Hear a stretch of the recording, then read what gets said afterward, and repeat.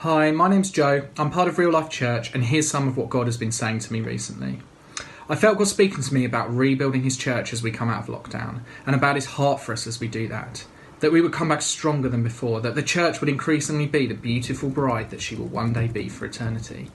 That we would see the things of heaven now, that we would experience, bring and walk in the things of the kingdom, and extend it into the lives of those who don't know him.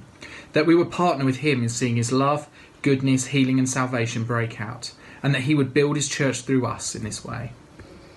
I felt like God reminded me that this must be done through partnership with him, through connection to him, intimacy with him, dependence upon him, obedience to him and relationship with him, that his presence must be the priority, that deep, close, intimate relationship with Jesus must be the priority in our lives, and that as we remain close to him, as we remain in him, we will bear fruit through how he uses us. I felt God remind me that we must partner with the Holy Spirit, that we must be full of the Spirit of God, that each one of us carries God's presence in us and that it's him who builds through us, empowered by his Spirit. Which means we need to listen to his voice, hear what he says, and obediently do what he asks. Not just something for a Sunday morning, but how we live and walk every day with God.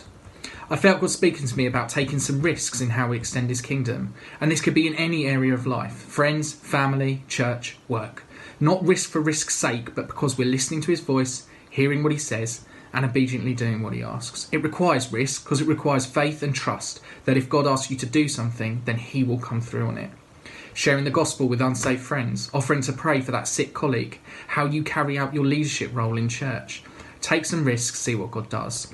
I believe God would challenge us to seek his heart on things that he wants to do and trust him to move rather than rely upon what we can do in our own strength and ability. I believe that this is when he will truly build his church through us, empowered by his Spirit. Queen Esther took a massive risk in asking for the king's help to save the Jewish people, punishable by death, and yet she still took the risk. Mordecai challenged her that if she didn't risk it, God would simply ensure his purposes would come to pass some other way. But could it be that it was her time to step up and see God move through her? I believe God would challenge us in the same way. We've all faced challenges in the past year, but I felt God spoke to me about more challenging times to come in this nation, further hardships. What that is or looks like, I don't know, only God knows, but I felt like God calling us to respond and act when that time comes, to be a blessing to those around us, to serve our communities where there's need, to bring the provision of God and love others radically.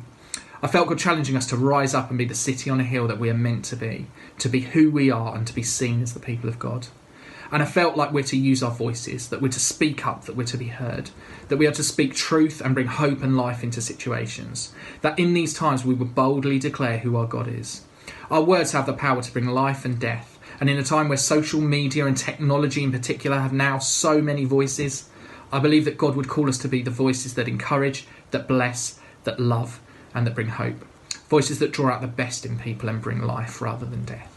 And that is a few of the things that God has been saying to me in these times.